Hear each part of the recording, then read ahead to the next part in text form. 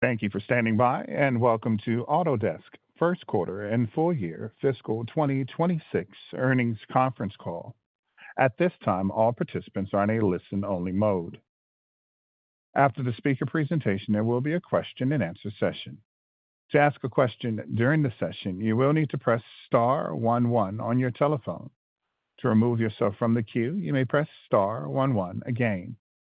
I would now like to hand the call over to Simon Mays-Smith, Vice President, Investor Relations.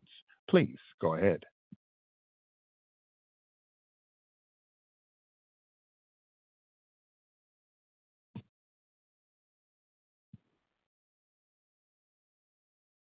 Thanks, Operator, and good afternoon. Thank you for joining our conference call to discuss Autodesk Fiscal 26 First Quarter results. Andrew Anagnost, our CEO, and Janesh Moorjani, our CFO, are on the line with me. During this call, we will make forward-looking statements, including outlook and related assumptions, and on products, go-to-market, and strategies. Actual events or results could differ materially. Please refer to our SEC filings, including our most recent Form 10-K and the Form 8-K filed with today's press release, for important risks and other factors that may cause our actual results to differ from those in our forward-looking statements. Forward-looking statements made during the call are being made as of today. If this call is replayed or reviewed after today, the information presented during the call may not contain current or accurate information. Autodesk disclaims any obligation to update or revise any forward-looking statements. We will quote several numeric or growth changes during this call as we discuss our financial performance. Unless otherwise noted, each such reference represents a year-on-year comparison. All non-GAAP numbers referenced in today's call are reconciled in our press release or Excel financials and other supplemental materials available on our Investor Relations website. And now, I will turn the call over to Andrew. Thank you, Simon, and welcome everyone to the call. Autodesk delivered strong first quarter results. Revenue and non-GAAP earnings per share topped the higher end of our guidance ranges, and billings, non-GAAP margins, and free cash flow exceeded our expectations. Two things are clear against an uncertain geopolitical, macroeconomic, and policy backdrop. First, our strong momentum and performance in the first quarter of fiscal 26 set us up well for the year. And second, we continue to make the right decisions to drive long-term shareholder value. We are focusing our growth investments on our strategic priorities in cloud, platform, and AI. We are optimizing our sales and marketing and investing to enable future optimization that drives higher margins. We are allocating more capital to share repurchases as our free cash flow stack rebuilds from the transition to annual billings for most multi-year contracts. And with the appointment of John Cahill, Ram Krishnan, Jeff Epstein, and Christy Simmons, we are refreshing our board to guide the next decade of growth. In this uncertain world, Autodesk has three sources of certainty. First, the new transaction model is a proactive plan to integrate more closely with our customers and drive additional business, while also increasing automation and reducing duplicative workflows with our channel partners. It opens up new growth and margin opportunities for Autodesk. Second, rebuilding our free cash flow stack after the transition to annual billings for most multi-year contracts increases our capacity to sustainably return cash to shareholders through share repurchases. And third, as we come to the end of those two major business model transitions, Autodesk will be easier to analyze and understand. I will now turn the call over to Janesh to discuss our quarterly financial performance and guidance for fiscal 26. I'll then come back to update you on our strategic growth initiatives. Thanks, Andrew. Q1 was another strong quarter. Overall, the underlying momentum of the business was similar to prior quarters. We saw strength in AECO, in upfront revenue from enterprise business agreements or EBAs, and in the Autodesk Store as friction from the new transaction model implementation process continued to ease. Our go-to-market optimization plan is also on track. Our new Chief Revenue Officer, Andy Elder, joined on May 12th from Microsoft. Total revenue in the first quarter grew 15% as reported and 16% in constant currency. The contribution from the new transaction model to revenue was $78 million in the first quarter. Total revenue grew 11% in constant currency and excluding the impact of the new transaction model. Please see the tables in our press release, earnings deck, and Excel financials for details by product and region. Billings increased 29% as reported and 30% in constant currency, reflecting the shift to annual billings for most multi-year contracts and the transition to the new transaction model. The contribution from the new transaction model to billings was $105 million in the first quarter. Billings grew 22% at constant currency and excluding the impact of the new transaction model. RPO of $7.2 billion and current RPO of $4.6 billion grew 21% and 16% respectively. Turning to margins. First quarter GAAP and non-GAAP operating margins were 14% and 37% respectively.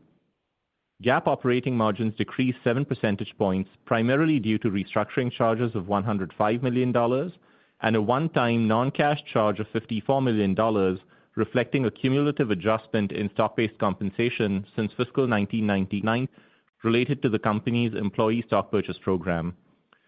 The financial impact of this was immaterial in any of our historical reporting periods. For example, it was a total of $4 million in fiscal 25. There are more details in the earnings deck. This does not affect the trajectory of stock-based compensation for future years. We remain very focused on bringing stock-based compensation as a percent of revenue to below 10%, and in part to reflect that intent, we have incorporated it into our long-term executive incentive plans.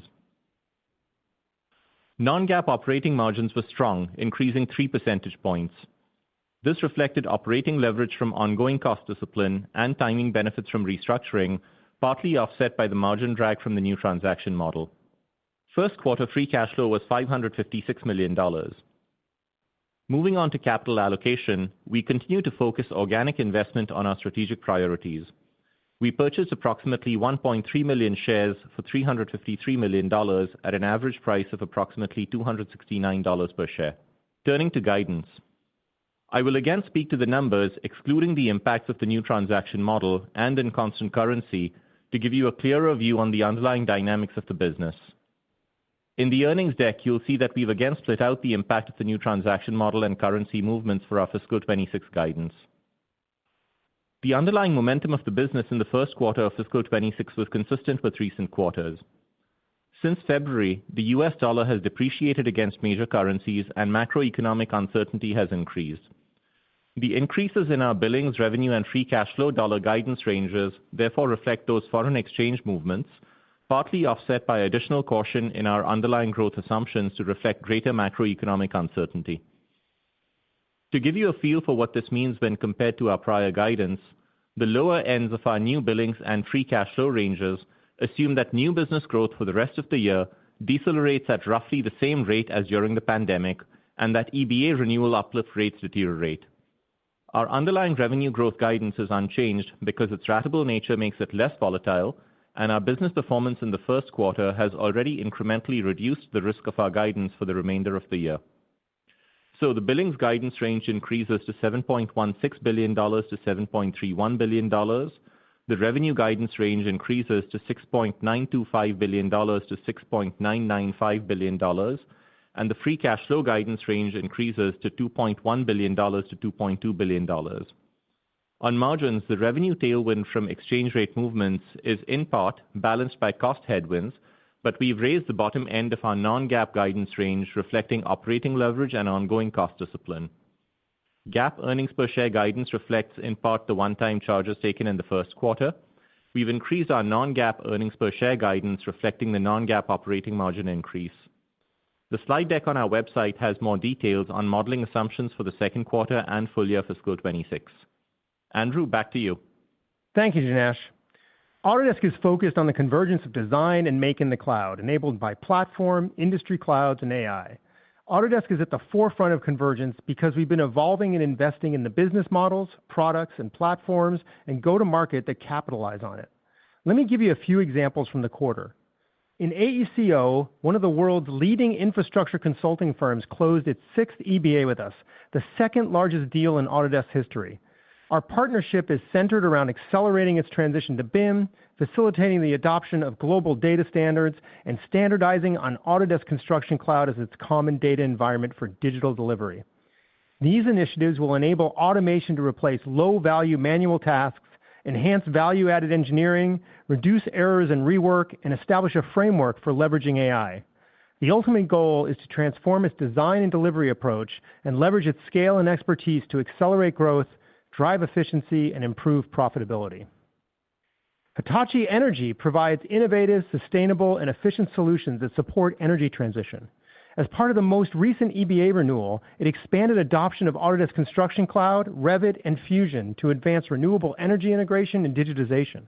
Furthermore, Hitachi Energy invested in asset and data-driven capabilities and digital twin solutions in creating a digital foundation throughout the product lifecycle and various disciplines.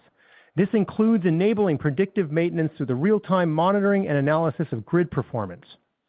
A leading design-build general contractor and existing GC Pay and Building Connected customer began looking for an integrated solution to manage increasing project complexity and drive efficiency. After a thorough evaluation, it selected Autodesk, along with a platinum implementation partner, to provide specialized implementation and onboarding plans. By standardizing on Autodesk Construction Cloud, this customer will unify project data and workflows and improve collaboration across design, engineering, and subcontractors. These stories have a common theme: converging people, processes, and data across the project lifecycle to increase efficiency and sustainability while decreasing risk. Our comprehensive end-to-end industry clouds and platform drive convergence and extend our footprint further into larger growth segments like infrastructure and construction. And that is reflected in the continued strong revenue and new customer momentum in construction. Moving on to manufacturing. We made excellent progress on our strategic initiatives. Customers continue to invest in their digital transformations and consolidate on our design and make platform to drive growth and increase resilience. Waldner is a German-based industrial group specializing in engineering and system solutions across laboratories, process systems, and filling and sealing machines. It was looking to transition from 2D to 3D solutions to streamline workflows and accelerate sales cycle times and project delivery. In Q1, it purchased our product design and manufacturing collection and Vault Professional to supercharge its 3D design and data management capabilities. Waldner expects to enhance collaboration across stakeholders and efficiently manage design iterations through the project lifecycle. George P. Johnson, which creates immersive brand experiences, partnered with Autodesk for its large-scale digital transformation. By breaking down silos and automating workflows, GPJ sought to enhance collaboration, scheduling, capacity planning, and shop floor visibility to avoid late-stage changes that can result in project delivery and financial risk. The team at GPJ will transition engineering, design, and 4 fabrication facilities from several disparate legacy applications to Fusion Manage and Operations, a modern, consolidated, and connected system. With Fusion Manage and Operations, GPJ will have 3D design tools with integrated process automation powered by a common data environment. Grain Handler is a global leader in grain handling equipment. Historically, it relied on 2 competitor solutions, one for design and one for manufacturing. Facing growing inefficiencies from limited process integration, Grain Handler selected Fusion to modernize its entire design and manufacturing workflow. Integrated CAD/CAM capabilities on a unified platform will streamline engineering processes and accelerate production timelines. This story highlights customers' growing desire for unified workflows and Fusion's increasing ability to handle complex, high-stakes manufacturing processes in multi-seat environments. Converged data opens up new opportunities for Autodesk. As customers seek to drive efficient innovation, Fusion is driving strong ACV growth with extension attach rates increasing and driving average sales prices higher. And we're delivering meaningful productivity gains to customers where we deploy AI. I talked about our AI-powered auto-constrain last quarter. This feature has created over 580,000 constraints for our Fusion users since launch by automating the critical but laborious task of defining sketch geometry. This is a task that is foundational to 3D model generation. Since last quarter, user acceptance rates of auto-constrain command have increased to more than 50% through our continual AI improvement and UX enhancements. This is indicative of the potential of Autodesk AI as it continually improves our users' experience with Fusion.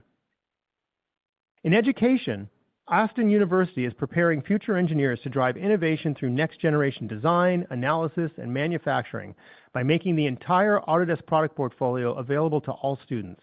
Additionally, It is migrating to Fusion for first-year modules in all engineering-related disciplines, providing a modern platform to foster collaboration and hands-on learning and equip the next generation of engineers and designers with industry-relevant skills.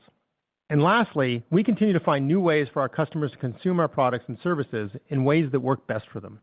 For example, we helped a major engineering consulting company in Taiwan remove non-compliant versions of our software and add the necessary licenses to ensure access to the latest and safest software for all its employees. And we enabled flex consumption for Jones Engineering, a global contractor, so they can manage fluctuating project requirements in their cutting-edge offsite fabrication and modular manufacturing business. This enabled rapid scaling of new projects and reduced administrative bottlenecks. Attractive, long-term secular growth markets, our focused strategy delivering ever more valuable and connected solutions to our customers, and a resilient business are generating strong and sustained momentum, both in absolute terms and relative to peers. Our disciplined execution is driving greater operational velocity and efficiency. We are deploying capital to grow the business, further reduce our share count, and enhance value creation over time. In combination, we believe these factors will deliver sustainable shareholder value over many years. Let me finish with a story. On January 7th, wildfires started in Los Angeles in the Eaton Canyon and Pacific Palisades. Driven by hurricane-force winds, the fires burned over 57,000 acres. They displaced over 200,000 residents and tragically took the lives of at least 30 people. More than 16,000 structures were lost, with economic damage estimated at over $250 billion. I grew up in Southern California, and I lived through major earthquakes and other natural disasters. But the scale and scope of the devastation of this fire makes my heart ache for the people that still live in my childhood home. But in the spirit of resilience that defines our country, civic leaders and the community are working together in new ways to rapidly rebuild the city and rebuild it to be more resilient. For example, the Foothill Catalog Foundation, formed by volunteer architects and supported by Autodesk, is creating a pre-approved catalog of home designs that will lower costs, reduce permitting delays that can stretch over a year, and accelerate reconstruction. Hundreds of architects have already signed on. We've seen the power of approaches like this before. In Singapore, Autodesk supported the government's Coronet X initiative, allowing teams to collaborate in a single digital model, detect issues early, and streamline approvals across agencies. The result? Faster, more coordinated building processes that reduced waste and delays. We strongly support similar initiatives now being proposed at the federal level here in the U.S. We are not only doing this because there isn't enough labor, money, or materials to build and rebuild everything that is needed to support our rapidly changing future, but also because this is how we unlock the full potential of communities. This is how we help Los Angeles remain, in every sense, the city of angels. Operator, we would now like to open the call up for questions. Thank you. As a reminder, to ask a question, you will need to press star 11 on your telephone. To remove yourself from the queue, you may press star 11 again. Please stand by while we compile the Q&A roster. Our first question comes from the line of Saket Kalia of Barclays.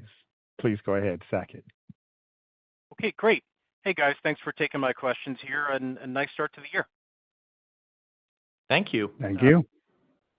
Andrew, maybe to start with you. You mentioned in your prepared remarks that underlying momentum in the business has been stable. Just given the significant uncertainty out there, could you just talk about how customer conversations are evolving, if at all, and maybe just touch on just broadly your thoughts on the macro, given how much time you spend with customers? Yeah, Saket, pleasure. Thanks for asking this question. All right, obviously, trade, policy uncertainty, all of these things, these have material impacts on our customers. It increases the costs of goods that they secure through the supply chains, their material costs. It creates uncertainty in their bidding processes. And this is true for a wide variety of customers. So when I'm talking to customers, they're absolutely flagging this uncertainty right now. There's no doubt. It's creating concern for them. But when they flag it, they talk a lot more about the second half of the year than they talk about things right now. And to kind of put this in perspective and connected back to some things Janesh said in the opening commentary. Construction backlog ticked up in the quarter. We continue to see increases in monthly active users of our products. We saw increasing bid activity on bid board, and most of our customers continue to see an inflow of business. So net of all of this is that just like us, they're feeling uncertainty, but they're not seeing it right now in our business, in their business, just like we're not seeing it right now in our business. Got it. That's super helpful. Janesh, maybe for you, Q1 margins here were better than we expected, and it was great to see the margin guide go up for the year. Could you just talk about your margin momentum a little bit? And maybe in particular, can you just talk about how the sales and marketing optimization plan is going generally? Thanks, Saket. Happy to talk about that. So the team executed really well here in Q1, and we are very pleased with the strong performance on both revenue and on non-GAAP operating margins. The Q1 margin strength mainly was driven by the revenue outperformance, combined with just ongoing expense discipline that we have here in the team. On the restructuring, we executed that well. As you'll recall, we're on a multi-year journey with the implementation of the new transaction model and deriving the benefits from that. And so the restructuring reflected the initiation of the go-to-market optimization, and we're building the capabilities now that we will need next year as we continue our sales and marketing evolution. So far, I'd say we're on track with the overall sales and marketing optimization plan for the year. And overall, we're very well set up for Q2 and the rest of the year. Very helpful. Thanks, guys. Thank you. Thank you. Our next question comes from the line of Jay Vleeschhouwer of Griffin Securities. Please go ahead, Jay. Thank you. Good evening. Andrew, starting with you, you spoke of the role of your products' comprehensiveness, product convergence, which of course has been a theme for you and the industry for some time. With that in mind, and also recalling something you spoke of on the Q4 call, you mentioned on that call that you were accelerating some of the roadmaps associated with your industry clouds. And perhaps you can elaborate on that. What are you doing? What have you been doing in terms of accelerating some of the development and perhaps GA of certain technologies, including in particular perhaps the work you're doing to integrate ACC with Forma? Then a follow-up question. Yeah, so let me highlight on some of those things. All right, first, let me talk about the things we're accelerating in Fusion, which I think are really kind of anchored in some of the strong success we saw with Fusion in the quarter. We're accelerating the roadmap around data management issues. This comes straight from our customers. They want better BOM management. They want better product data management in the cloud with granular data from Fusion. So we have worked hard to reallocate funds and focus on these customer priorities.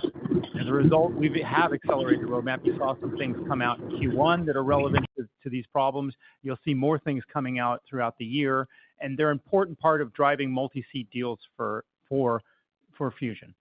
Now, when you look at the roadmap for Forma, I don't want to get ahead of some of the things that will be talked about at AU, but there's areas, of course, that our customers are really interested in. One of the big areas is they definitely want to be able to collaborate better across multidisciplines, and they want to use kind of Forma as the center of that collaboration activity.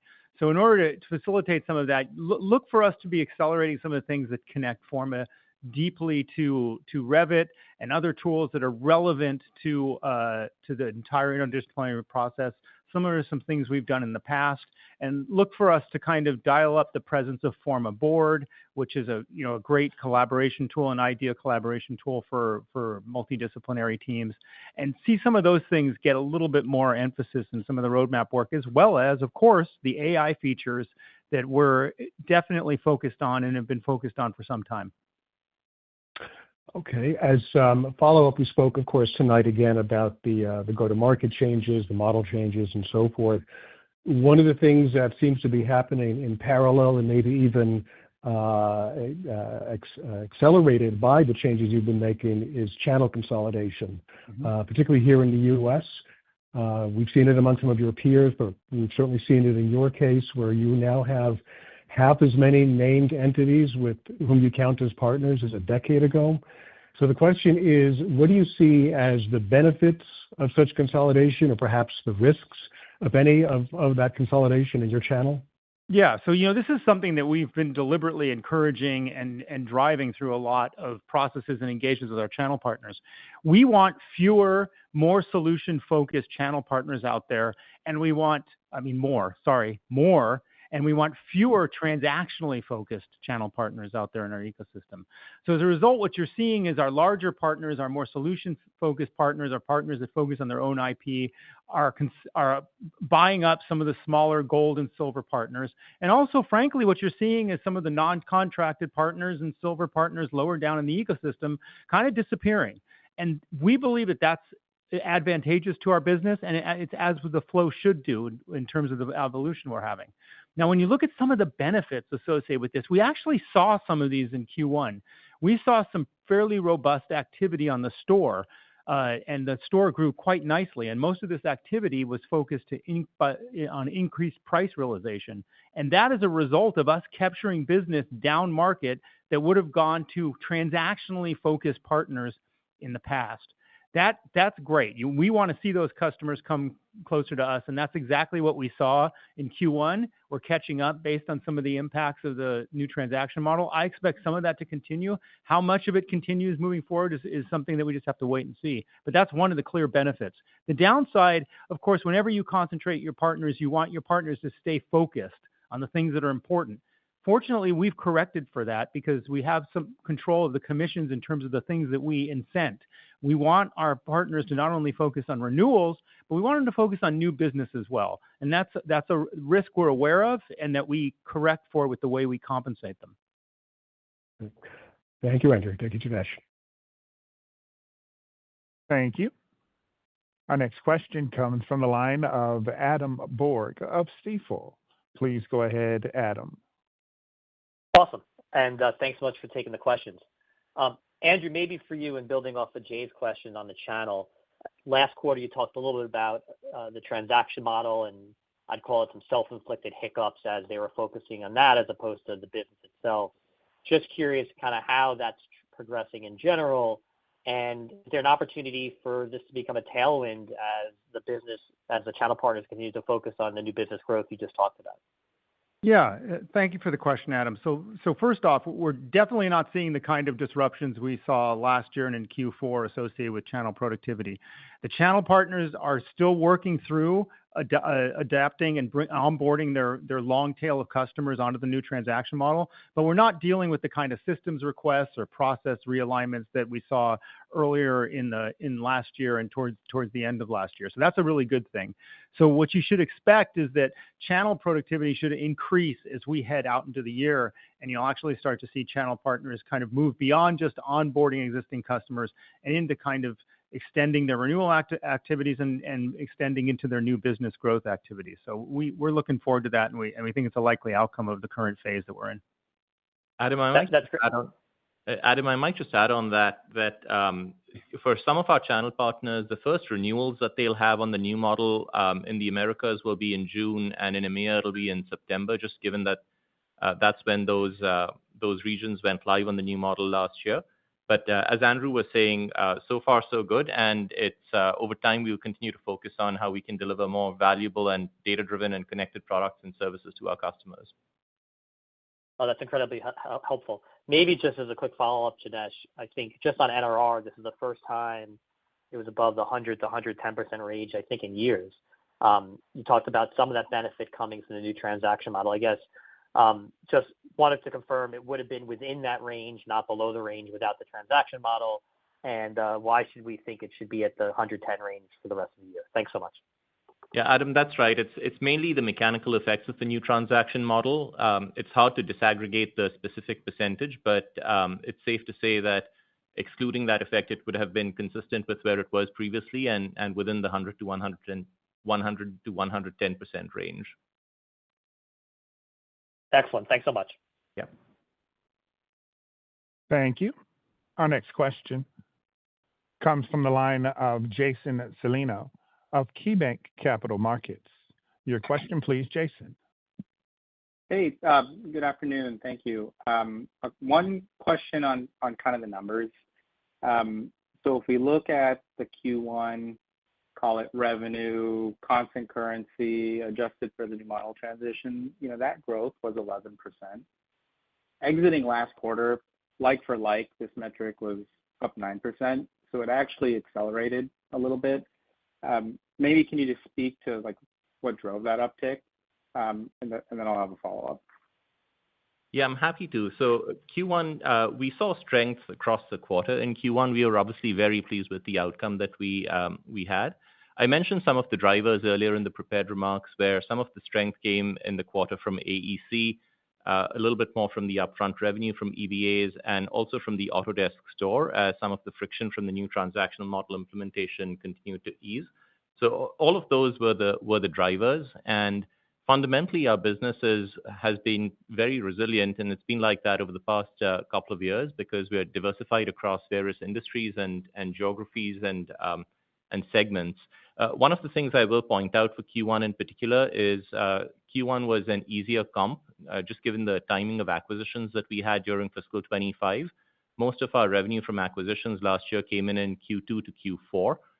So that's about a 1 percentage point impact there. But fundamentally, even if you consider adjusting for that, it was still strong performance overall. Okay.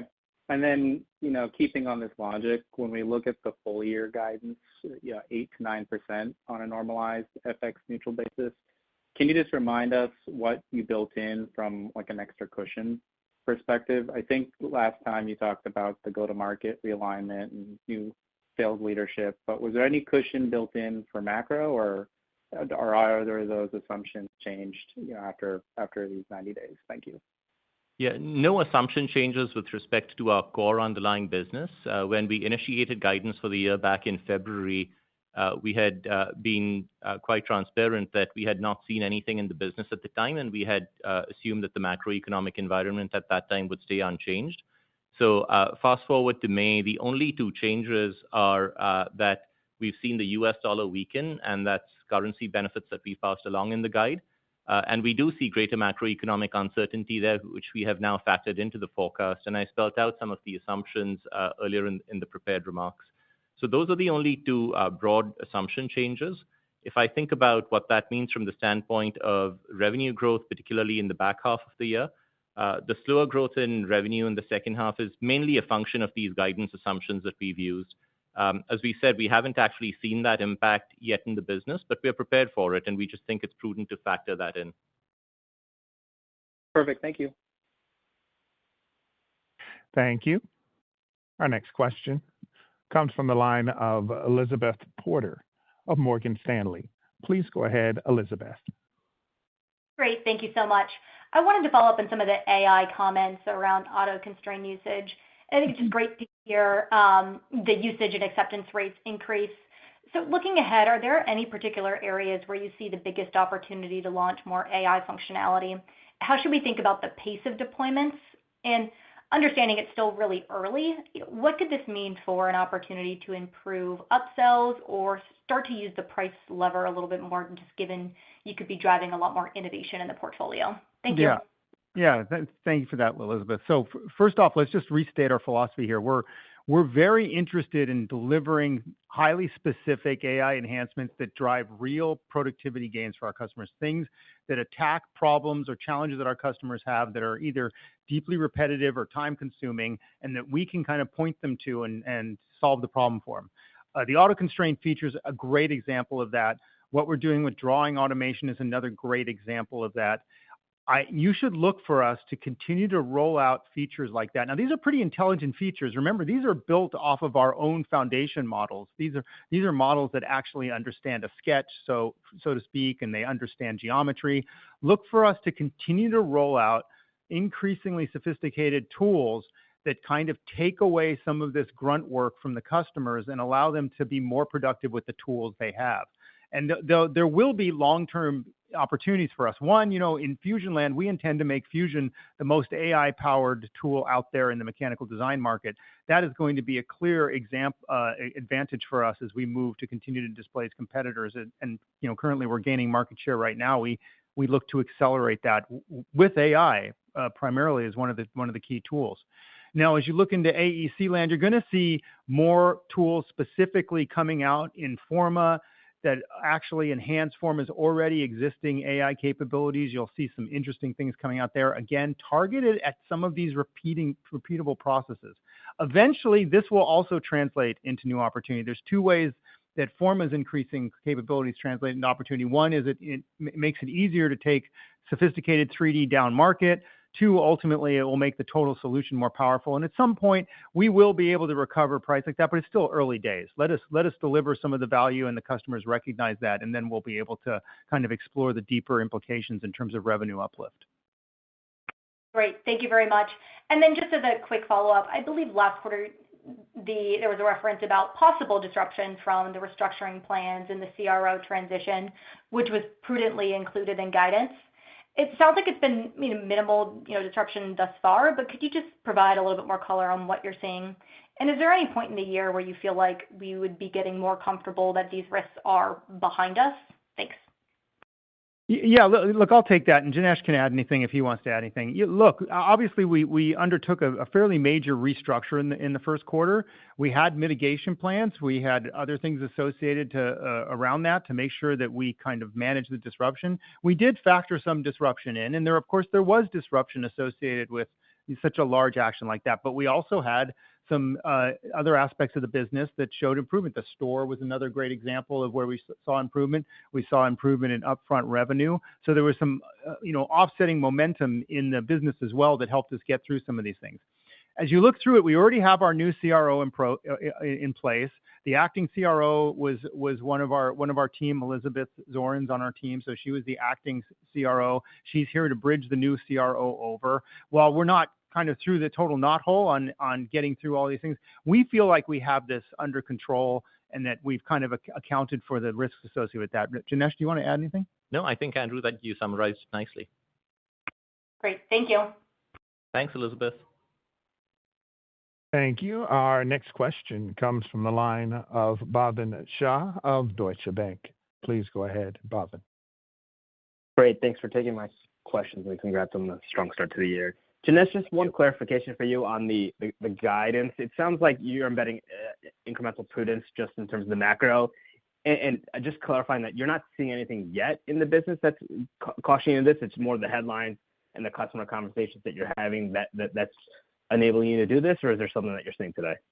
No, you're exactly right, Pavan. We haven't actually seen anything. We saw good momentum in the business in Q1 that's continued into Q2 so far. We feel good about where we stand, but it's just being prudent about what we're hearing and seeing out there. That's helpful there. And then, Andrew, just one for you. I know in the past you've talked about this, and we pick it up in our conversations as well, that the industry continues to be labor constrained. Mm-hmm. When you speak to customers, is this still a challenge for them? How long do you think that persists? And how do you think AI might be able to solve this, and how do you think you can capture that? Yeah, look, we're pretty consistent that there's not enough labor, materials, and capital to build and rebuild everything that needs to be rebuilt. Our industry desperately needs digital efficiency. This isn't going away. I think the current climate might actually exacerbate some of these labor constraints as well. The good news is we sell certainty in uncertain times. We sell tools that allow people to digitize the process, allow them to do more with the resources they have. This, frankly, in my opinion, is one of the reasons why we're seeing robust adoption of our expanded design and make portfolios, because we're actually delivering them the kind of productivity they need in a labor-constrained market. Those constraints are going to be persistent. I actually think in terms of impact on our business, it's positive for us because it continues to force industries like AEC to look at technology as a big productivity lever for them. They need technology now. They realize that they're way behind relative to manufacturing, and this is their opportunity and their moment to start embracing technology to increase that productivity and deal with these fundamental capacity constraints.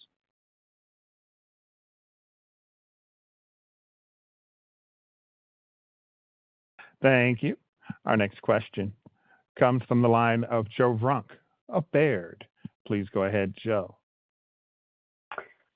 Great. Thanks for taking my questions. I wanted to ask, now that Andy and the new revenue officer is in place, just the search for, the next individual there, some of the skill sets you are looking for, and particularly, Andy's going to have a lot of new things he can undertake just with Autodesk, more of a, in control direct sales organization.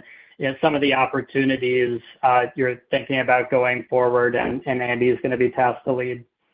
Yeah, so Andy came to us from Microsoft. He brings a background with really strong enterprise sales skills, all right, which is really important because increasingly we're getting into end-to-end solutions with our customers. We're going deeper into their businesses. We're a much more strategic partner in a lot of customer accounts. It's good to have leadership that gets that understands that. He's got a lot of deep cloud knowledge, cloud native kind of expertise with regards to selling solutions that are cloud-enabled end-to-end solutions. So he's basically rounding out our skill set with kind of the skills that we need moving forward into the next chapter of Autodesk history. So we're excited that he's joined, and we're looking forward to him having an impact. Okay, that's great. And then I wanted to ask about AI again. Andrew, you touched on a lot of the initial Autodesk focus is targeting things that are applicable to repeatable processes and customer workflows, which I'd imagine doing that customers see the ROI very quickly. I'm more interested in maybe the future use cases, and when you scan what's happening in kind of the startup community around text to CAD or scan to CAD, are some of these capabilities, and I know Project Bernini is focused on some of this stuff, but when you think about the future CAD uses, is Autodesk doing what it needs to be positioned when those prove viable? Yeah, we are absolutely doing what needs to be positioned. I will in some ways defer you to Autodesk University for this year, okay? Not to get ahead of some of the announcements, but we are building very powerful tools that will allow people to generate different types of geometry in significantly simpler ways. Now, I consider these both next gen and both massive productivity enhancers.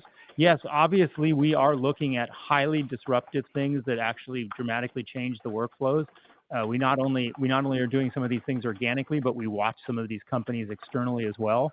To give you a good example, in one of the most highly disruptive industries that we have, media and entertainment, look at what we're doing with Wonder Studio, which is now Flow Studio. It's a highly disruptive, direct to special effect video and video environment that allows people to create scenes, create character animations, overlays, and things in a very generative way. Highly different workflow than what our customers do in their current environments. We're doing things like that as well in our other industries. It's just the rate and pace is different. Thank you. Thank you. Our next question comes from the line of Taylor McGinnis of UBS. Please go ahead, Taylor. Hi, thanks so much for taking my question. Just maybe on the operating income margin guide. So I think the commentary last quarter was that most of the expansion this year was really coming from operating efficiencies and scale, and that like a good portion of the savings from the RIF were being reinvested back into the business. So just how are you thinking about, the reinvestment of those savings today? Have your views at all changed? And then you've mentioned in the past the opportunity to scale back on some redundant spend. So just what inning are we in that, and are there more opportunities for that as we move throughout the year? Thanks. Taylor, this is Janesh. I'll take that. So far we're on track for the plan that we had laid out for fiscal 26. When we did the restructuring, we said that we were going to reinvest a portion of the savings from the restructuring in building the capabilities that we know that we'll need for the next body of work that we need to do on the sales and marketing side in particularly as we think about building tighter integrations with our partners and continuing to scale as we build out the self-serve motion. So those are all on track, and the overall spend plan for the year largely stays unchanged. You'll see that with the strong performance that we had on revenue in Q1, that outperformance largely went to the bottom line, and we've generally kept our full year spending outlook unchanged compared to the prior outlook. So we continue to expect that our spend in constant currency, holding aside the new transaction model, will be right around the 4% mark in terms of year-over-year growth compared to 25. And just by way of comparison, in fiscal 25, that number was 7% over fiscal 24. So we've definitely baked that into the underlying business, and that's a big source of the op margin expansion that we laid out at the start of this year.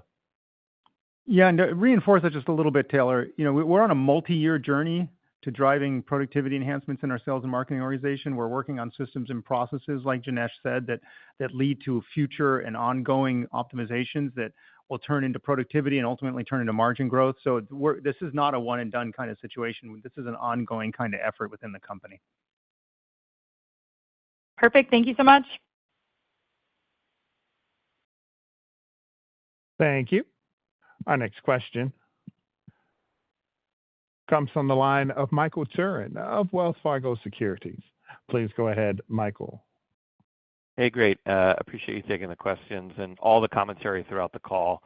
Was just curious if you'd be able to compare and contrast what you're seeing across geos at all. We can see the currency impacts, but just wondering, it doesn't sound like there's anything overly specific you're highlighting, but if there's any difference in terms of momentum or activity you're seeing across certain regions versus what you were maybe expecting starting the year. Yeah, generally, broadly speaking, we're seeing the kind of momentum we expected. I think one area where you might have seen a little bit more softness was in Asia Pacific, and I'll just kind of help you understand what's going on there. One, Japan, remember, was the last on the new transaction model. So Japan is still absorbing some of the impacts of the new transaction model. They're still going through some of the ramp up. And you see some of that impacts in our Asia Pacific growth. But also, China and Korea are much more exposed to the macroeconomic turmoil and some of the trade discussions that are going on right now. So, a little bit more softness there. But generally speaking, some of those things were expected, especially with Japan. And that's kind of the only differences that stand out relative to the rest of the business. Very helpful. And just as a follow-on for Janesh, I think relatively clean start to the year despite the uncertainty would be maybe useful to just get an update around your early observations as Autodesk CFO. If there's anything you'd highlight for investors in terms of your philosophy in framing targets, how you'd assess the growth margin trade-off in different scenarios as the year plays out. I think just the framework there is certainly helpful. Thank you. Yeah, happy to do that. Fundamentally, nothing different than my first few months when I was in the job, and I provided a view on that on the last call. I continue to see the opportunity for us to address a rich market opportunity ahead and to capture that growth. We've talked at length about the product opportunity with respect to industry clouds and platform and AI. Where I'm excited about that and focused on helping the team support growth in the future, as well as driving strong operational focus and driving operating margin expansion. There's opportunity for that as well. So no real change. In terms of our core guidance philosophy, nothing has changed there either. The underlying momentum of the business continues, and we're off to a great start here in Q1. Very helpful. Thank you. Thank you. Our next question comes from the line of Siti Panigrahi of Mizuho. Please go ahead, Siti. Thank you, and congrats on a good quarter, and especially Janesh, this is your first full quarter as a CFO. Nice quarter. Thanks, Siti. So my question is, just wanted to understand the linearity that you saw in the quarter, mainly, given all the uncertainty we saw, tariff, immigration, all that, and wondering what kind of momentum also you're seeing in May as well. And a lot of things in your, you also kind of raised price as well. I'd love to hear your thoughts on that. Yeah, Siti, I'm happy to talk about that. There weren't really any meaningful trends that we would call out during the quarter. I think it was strong and consistent throughout. We were off to a great start in February, and that momentum continued in March as well as in April. And that momentum has continued so far into the month of May as well, as I mentioned. It's obviously too early to say anything more specific on Q2, but I will say that we're confident in our guidance. Okay. And then going back to this model transition, and one of the benefits of that is cross-sell opportunity. Should we think about the cross-sell more on the second renewal time when your direct sales engage there, or have you started seeing some kind of benefit as you are transitioning customers to the new transaction model? Yeah, Sethi, I think the best way to think about that is the cross-sell and upsell automations that we're going to be driving. They're more longer-term things. They're not going to be tied to any specific renewal cycle.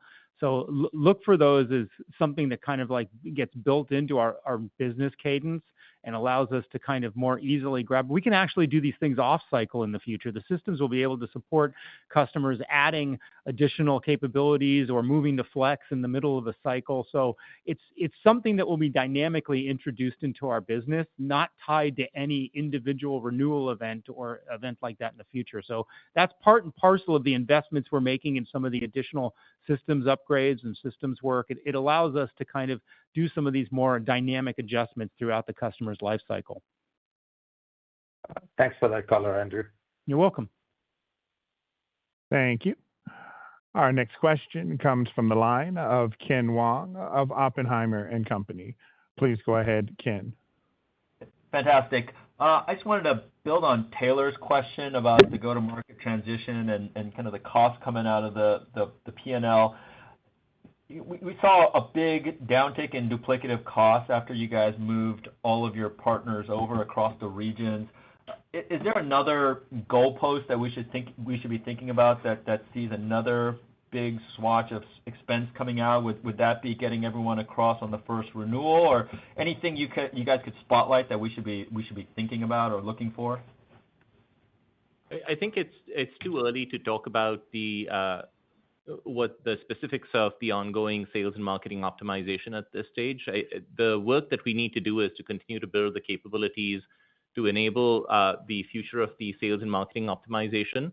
Some of the elimination of the duplicative costs that you touched on, I think that once we move forward with the capabilities that we need to enable, I think that will then unlock more opportunity for us. So we'll spell all of that out in a little bit more detail at a later point in time. Okay, got it. And then just wanted to touch on the billings guide. And you guys did downtick slightly for the constant currency adjusted for currency and transaction model.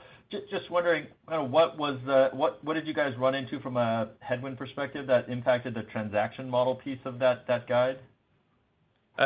So there's no particular headwind that we ran into. In fact, if anything, the greater impact of the new transaction model suggests that the new transaction model is actually working well, and customers are migrating nicely onto the direct model. So if anything, that's actually a positive sign for us in the business, and that we're executing that part of the model well. Okay, perfect. Thanks a lot, guys. Thank you. Thank you. Our next question comes from the line of Josh Tilton of Wolfe Research. Please go ahead, Josh. Hey, guys. Thanks for sneaking me in here. And again, I don't mean to beat a dead horse, but maybe just following up on that last question. The billings guidance on a constant currency basis seems to be reiterated. On a constant currency adjusted for the new transaction model, it seems to be down. Can you just walk us through the mechanics on how one of those is reiterated and one of those is now cut? Yeah, happy to do that. And maybe the best way to think about that is if you think about the core underlying business in constant currency terms and excluding the impact of the new transaction model, that we've now guided to grow at 16 to 18%. And that reflects the additional macroeconomic uncertainty that we factored in. That's obviously constant currency, so it doesn't include any currency benefits. It only reflects the additional macroeconomic uncertainty that we factored in quite discreetly into the forecast, which we had not done back in February. So that explains that delta. And I'll just reiterate that we've not actually seen any impact in the business just yet. We didn't see anything in Q1, haven't seen anything in May just yet. And so that's just prudence on our part.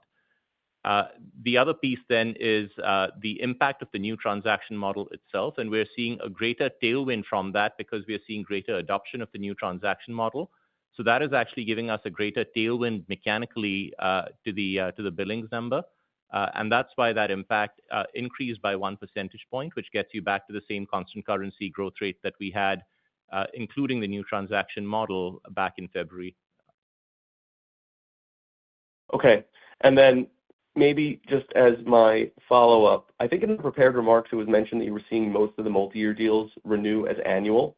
I guess, is that surprising to you? Is that in line with your expectations? Maybe could you just give us some color on why previous customers who chose to lock in for longer are now choosing to only go with annual deals? Yeah, that's not something that we've actually seen. We didn't specifically say anything to that effect in the prepared remarks. I think what we've just generally continued to see is we're now in sort of the final stages of the billings transition, where you're starting to see the annual billing stack rebuild from the transition that we went through, where we converted most customers from fully prepaid contracts to annual billings. Makes sense. Thanks, guys. Thank you. Thank you. Our next question comes from the line of Tyler Radke of Citi. Please go ahead, Tyler. Hey, Janesh. Hey, Andrew. Thanks for taking the question here. Wanted to ask you about the EBAs.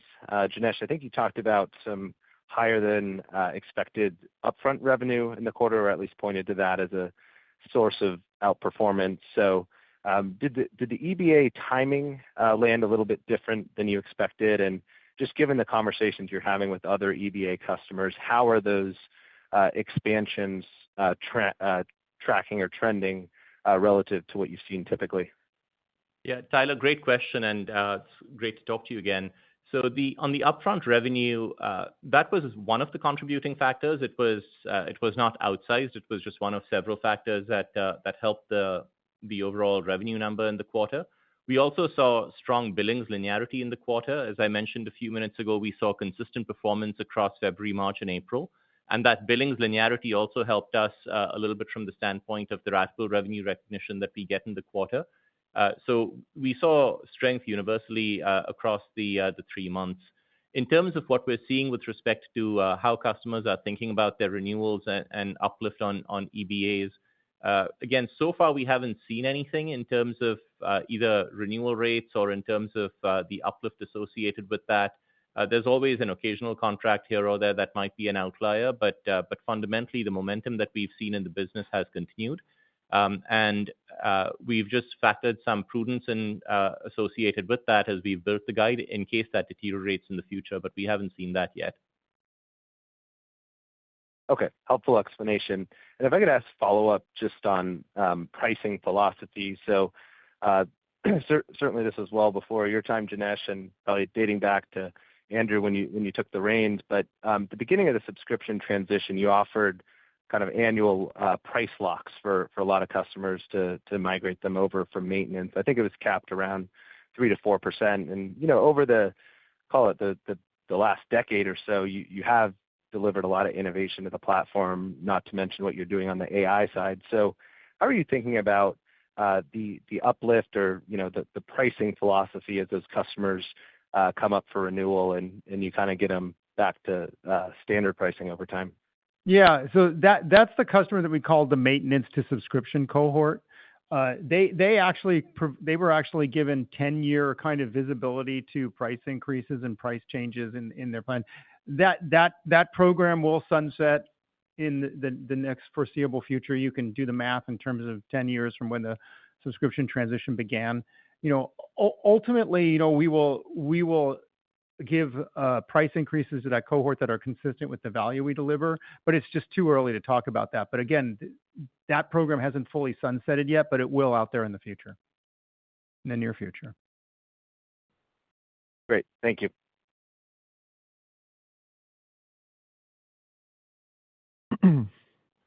Thank you. That is all the time we have for Q&A today. I would now like to turn the conference back to Simon Mays-Smith for closing remarks. Sir? Thank you, Latif, and thanks everyone for joining. We'll look forward to seeing many of you over the coming days, weeks, and months on the road. If you have any questions in the meantime, please just ping me or the team. Be happy to chat. Otherwise, we'll catch up on a Q2 conference call. See you then. This concludes today's conference call. Thank you for participating. You may now disconnect.